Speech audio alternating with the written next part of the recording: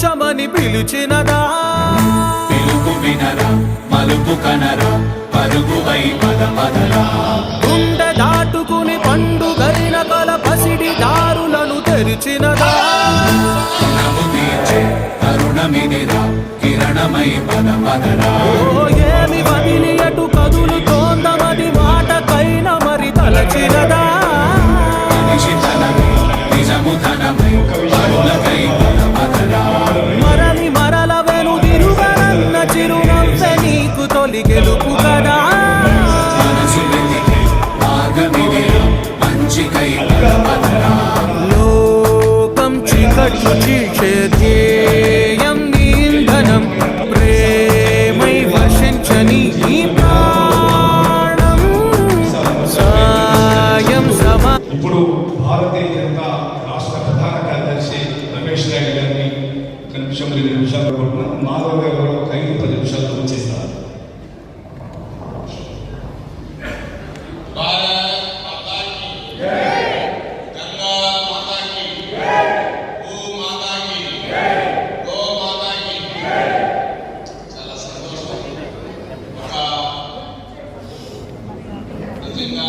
దేవాదాయ శాఖ కలెక్టర్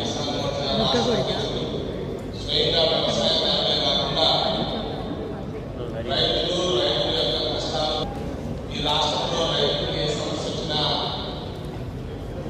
నేనున్నాను అంటూ ఈ కార్యక్రమాన్ని కూడా చాలా ఆదర్శవంతంగా అక్కడ వాళ్ళందరూ కూడా సుబ్బయ్య ఏమేశావు ఇంకా ఏమిగా కలిగిందని చెప్పి అడిగారు. ప్రతి సంవత్సరం వచ్చేటువంటి పంట కన్నా కూడా అధికంగా 10 కోట్లు అధిక దిగుబడి వచ్చింది. వాళ్ళతో తల వెంట్రుకలు కూడా ఎదురుగా పెట్టి ఓ రైతు చూపించాడు. అది సహజమైనటువంటి ప్రకృతి వ్యవసాయం అని నాకు ఆ రోజు ఎప్పటికనిపించినటువంటి ద్వారానే మనం ఆ స్థానానికి వెళ్ళగలుగుతాం తప్ప విదేశస్తులు వాళ్ళు అక్కడ ఆచరించే పద్ధతులు మనం ఆచరించడం ద్వారా ఎప్పుడు సాధ్యం కాదు. అది సాధ్య విషయం. భారతదేశం ఇప్పటికీ కూడా అందరితో ఆధారపడి ఉన్న దేశం. ఎందుకంటే 47 స్వతంత్రం ముందు కూడా అనేక రకాల పరిణామాలు జరిగాయి. అంటే అప్పుడు పరాయి వాడు పరిపాలిస్తున్నారు. మనం పరిపాలన ప్రారంభించిన తర్వాత మనది అనుకునే ఒక రచన, మనది అనుకునే మన పద్ధతులు, మనవి అనుకునే మన యొక్క విద్యా విధానం మనం రాసుకోకుండా పక్కవాడి దగ్గర నుంచి చూసి రాసే ప్రయత్నం చేయడం కారణంగానే ఈ పరిస్థితికి రావడం జరిగింది.